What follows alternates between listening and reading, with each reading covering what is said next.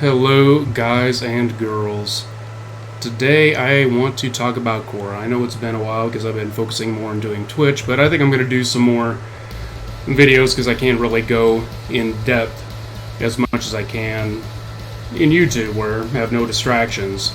First off, however, I would love to give a shout out to one of my favorite beers.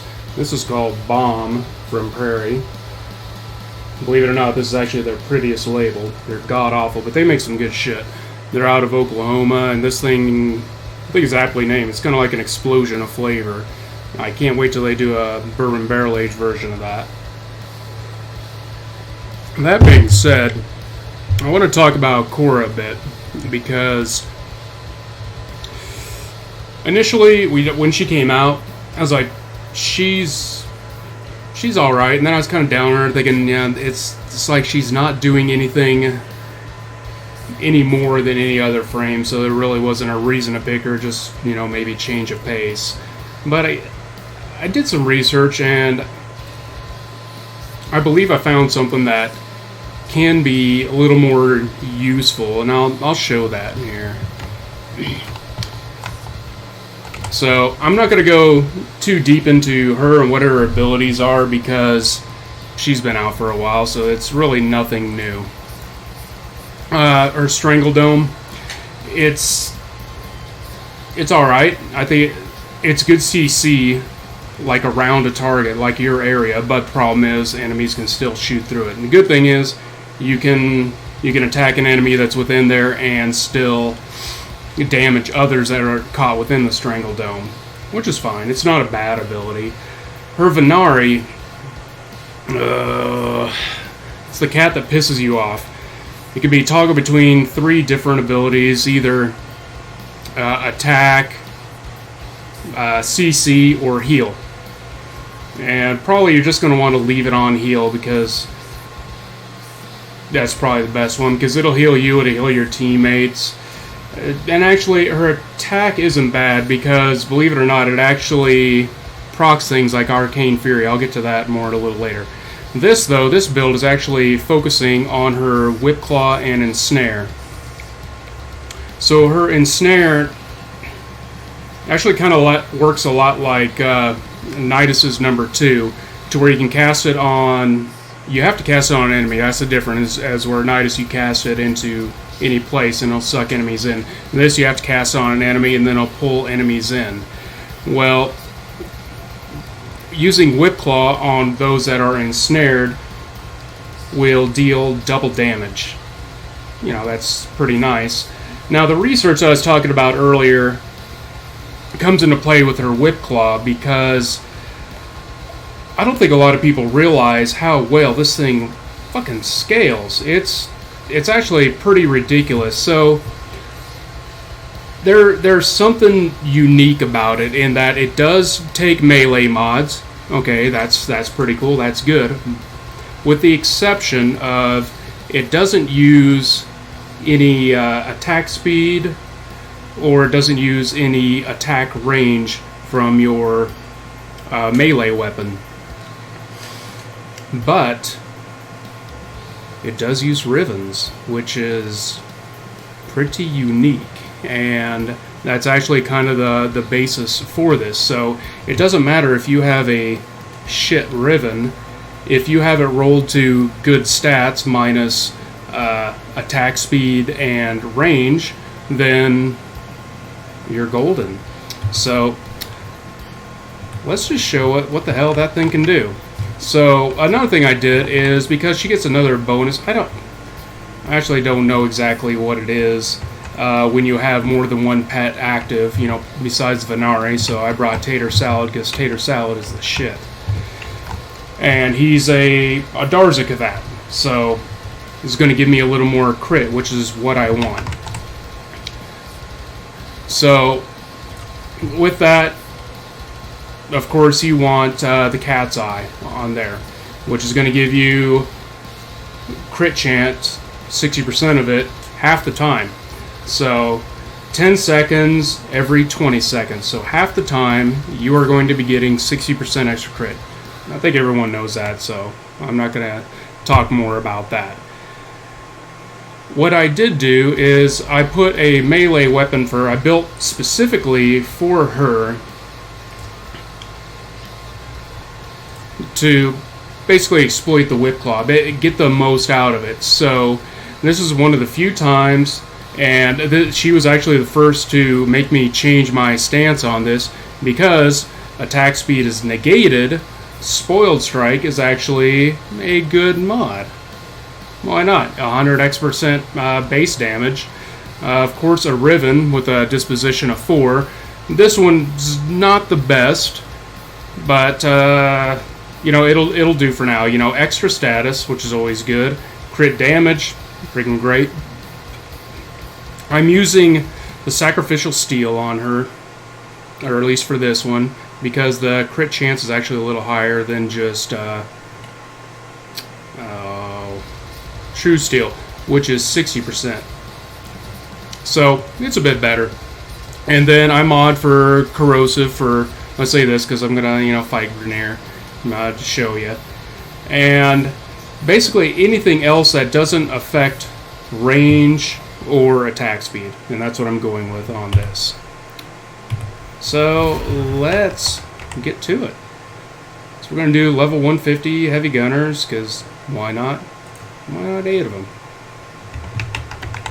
That's some energy.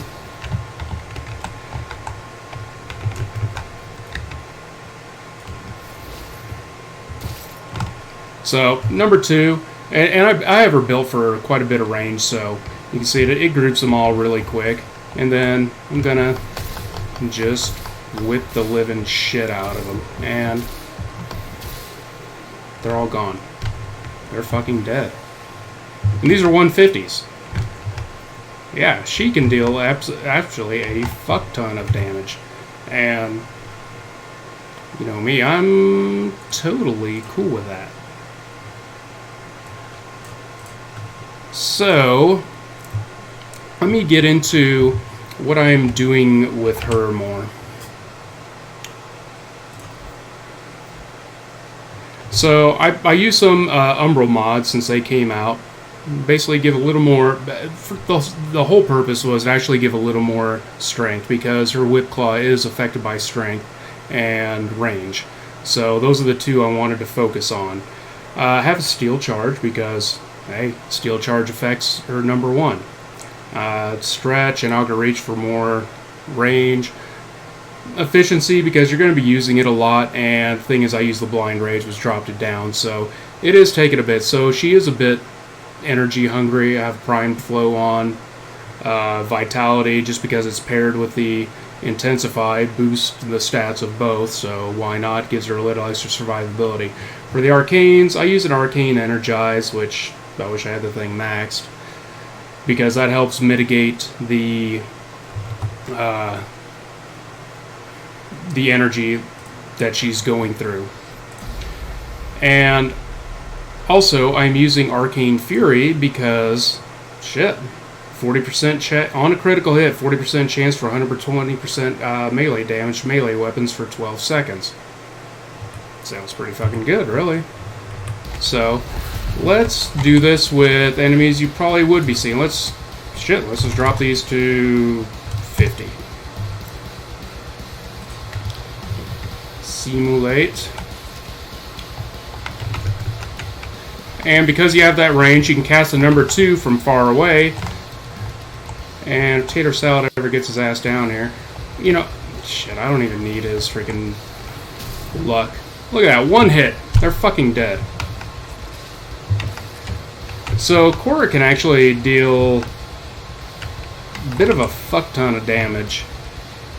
And you know what? Fuck it. Let's go back. I'm going to, let's just do it in a mission and show you what it's like, because, daily tribute. Oh, it's going to be something good. Oh, yes. Divinity that I cannot get. So, let's just go to Hydron, because it's the place we all know and love.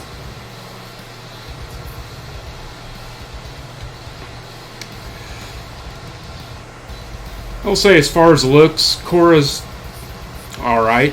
I don't think she's amazing, but oh, look how slow this thing is by itself. Oh, you know what? I think I'm playing solo. But you know what? Doesn't matter. I'm just going to show what it's like against regular enemies. Drop some energy pads, because that's another use, or another way that I mitigate energy loss.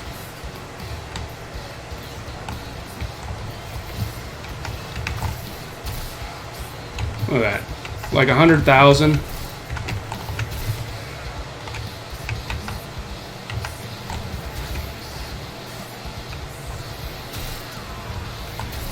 Now, it hasn't been uncommon, and I don't know if I'll get to be able to see it here. There's times I've done on a single enemy getting, you know, well over 200,000, sometimes even 500,000 damage on one enemy. Look at that, there was 236. And Cat killed them all. So, not going to see much because my dumbass played solo. But alright, I'll go back to my ship, and oh yes, Ice, I'll join you in Discord. Anyway, how you play her is really just a lot like Nidus. Use your 2 and your 1 over and over again. The difference is she can kind of displace Nidus at early levels, because Nidus is not made for early levels, and just use the 2 and 1 combo, and you will murder a bunch of shit. Another thing that I do, so I equip a weapon that has a Syndicate proc, which, Super Vandal, you can put the Entropy Burst on, you can use the Rakta something like that. That way, you know, get the Syndicate proc every now and then and get some more energy. Just bring a decent secondary along and bring an Adarza Kavat. And that's really it. She can actually fuck some shit up, and the thing is not a lot of people realize this yet.